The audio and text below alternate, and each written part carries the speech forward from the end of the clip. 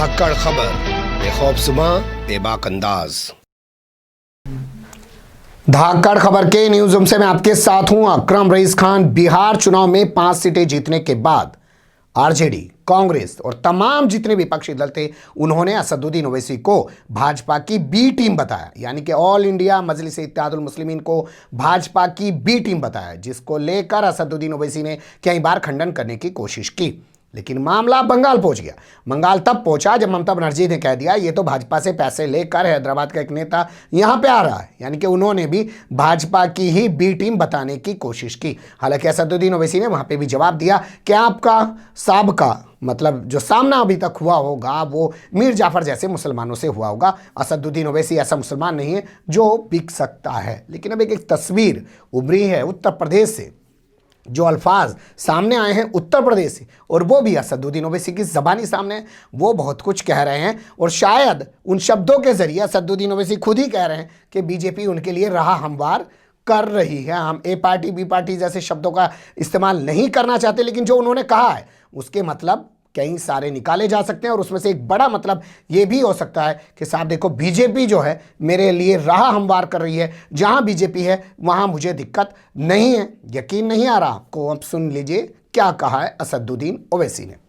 है देखिए, जब समाजवादी पार्टी की सरकार थी उन्होंने 12 मरतबा हमको आने नहीं दिया, 28 मरतबा हमारा परमिशन कैंसिल करने नहीं दिया, तो हमको मौका मिला बाहर है। सुन लिया आपने, यह असदुद्दीन ओवैसी का कल का बयान है। कल वो 1 महीने के दौरान दूसरी बार पहुंचे थे उत्तर प्रदेश, और इस बार उन्होंने पूर्वांचल में अपनी जो है प्रचार प्रसार की कमान संभाल रखी थी ओम प्रकाश राजभर के साथ। आप लोग जानते हैं पिछले महीने जब वो उत्तर प्रदेश पहुंचे तो ओम प्रकाश राजभर के साथ उन्होंने मिलकर बनाया भागीदारी संकल्प मोर्चा। उसमें फिलहाल खबर ये आ रही है कि आज़ाद समाज पार्टी जो भीम आर्मी का राजनीतिक विंग है वो भी साथ में आके जुड़ गया है, क्योंकि ओम प्रकाश राजभर और चंद्रशेखर आज़ाद के बीच मुलाकात हुई है। ये अलग बात है कि बिहार में मायावती चुनाव लड़ रही थी, लेकिन मायावती यहाँ पे भाव नहीं दे रही हैं असदुद्दीन ओवैसी को। असल में आप जब बिहार में जाएंगे तो आपको यह भी एहसास होगा कि मायावती ने बिहार में भी असदुद्दीन ओवैसी को भाव नहीं दिया था, उपेंद्र कुशवाहा को भाव दिया था। और उपेंद्र कुशवाहा भी बीजेपी के पास गए थे, जो अंदर की खबर है कि मुझे अपने साथ मिला लो, तो बीजेपी ने कहा भैया तू रहने दे, तुझे हम ना मायावती से समर्थन दिलवा देंगे। तो मायावती की उपेंद्र कुशवाहा की कभी मुलाकात नहीं हुई। ऑटोमेटिकली एक समर्थन पत्र मायावती की तरफ से जारी कर दिया जाता है, जिसमें कहा जाता है कि हमारा जो मुख्यमंत्री पद का चेहरा होंगे वो उपेंद्र कुशवाहा होंगे। तो उपेंद्र कुशवाहा की फिर मुलाकात इनसे होती है असदुद्दीन ओवैसी से, और ये गठबंधन बन जाता है।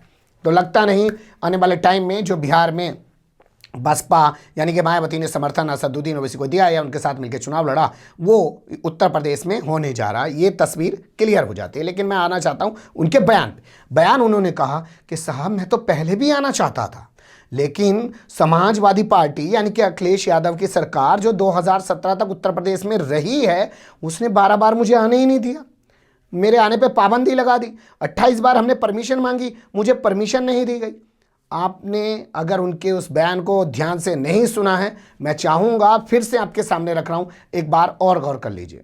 आना जरूरी है। देखिए, जब समाजवादी पार्टी की सरकार थी उन्होंने 12 मरतबा हमको आने नहीं दिया, 28 मरतबा हमारा परमिशन कैंसिल करने नहीं दिया, तो हमको मौका मिला बाहर है। सुन लिया बयान ने, कह रहे हैं कि वो समाजवादी पार्टी नहीं आने देती थी। समाजवादी पार्टी यादव प्लस मुस्लिम वाई और एम की राजनीति करती है। मुलायम सिंह यादव रहे हों चाहे आज उनके बेटे अखिलेश यादव रहे हों। उत्तर प्रदेश में यादव 7% हैं, मुसलमानों की आबादी 18, 20, 22% के आसपास है। इसी को साथ मिला के इनको जो है मुख्यमंत्री बनना होता है। तो ये यहाँ पर असदुद्दीन ओवैसी को नहीं आने दे रहे थे, यानी कि एक मुस्लिम नेता को नहीं आने दे रहे थे। शायद कहीं डर था अखिलेश यादव को कि इनके आने से मुस्लिम वोट बिखर जाएगा, बढ़ जाएगा या इनके पास से चला जाएगा, तो वो उनको रोक रहे थे। यानी कि जो मुस्लिमों को साथ लेकर राजनीति करती है पार्टी, वो एक मुस्लिम नेता को, जो हैदराबाद के मुस्लिम नेता हैं, उनको उत्तर प्रदेश में नहीं आने दी। और एक नहीं 12 बार ऐसा किया, 28 बार उनको परमिशन नहीं दी। लेकिन आगे उन्होंने क्या कहा वो आपने ध्यान से सुना। वो कहते हैं कि अब मुझे आने दिया जा रहा है, मुझे कोई दिक्कत नहीं है। तो वो ये कह के क्या ये खुद साबित नहीं कर रहे हैं? जो उन पर बिहार में आरोप लगा, जो उन पर बंगाल में आरोप लगा, जो उन पर कांग्रेस पूरे देश में आरोप लगाती है कि बीजेपी की बी पार्टी है, वो खुद ही नहीं है इस बात को कह रहे हैं कि भाई मुझे आने दिया जा रहा है तो मैं आ रहा हूं। यानी कि भाजपा को उनके यहां आने से कोई ऐतराज नहीं है। वैसे भाजपा को ऐतराज भी क्यों हो सकता है, आप लोग भी खुद सोचिए। भाजपा तो चाहेगी कि मुसलमानों का वोट अगर यूनाइट रहेगा कहीं एक जगह तो उसे दिक्कत होगी। ऐसे कई लोग अगर आ जाएं तो वो फायदा ही पहुंचाएंगे, वोट को बांटेंगे, और वोट को बांटेंगे तो उसका फायदा भाजपा को होगा।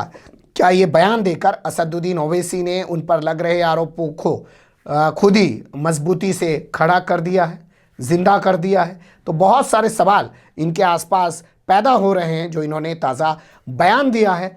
बेहतर होगा अपने इस बयान की ये खुद वजाहत करें, बताएं कि इन्होंने किस परिप्रेक्ष्य में बयान दिया है, वरना सीधा लग रहा है कि भाजपा के बुलावे पर असदुद्दीन ओवैसी उत्तर प्रदेश में आकर अपनी राजनीतिक बिसात बिछा रहे हैं और इन्हें यहाँ कहीं आने जाने से रोका नहीं जा रहा है। समाजवादी पार्टी के दौर में इनको रोका जा रहा था। ये कुछ सवाल पैदा हो रहे थे, मुझे लगा कि आपको रूबरू कराया जाए। जानता हूं कुछ भक्त लोगों को बुरा लगा होगा क्योंकि वो सुनने को तैयार नहीं है। नरेंद्र मोदी से भी बड़े भक्त हैं असदुद्दीन ओवैसी के, गरियाने लग जाते हैं। तो वो अपना काम करें, हम अपना काम करेंगे, क्योंकि मैं अगर भाजपा की राजनीति पर सवाल उठा सकता हूं तो असदुद्दीन ओवैसी की जो राजनीति है उसको भी मैं स्वीकार नहीं कर सकता।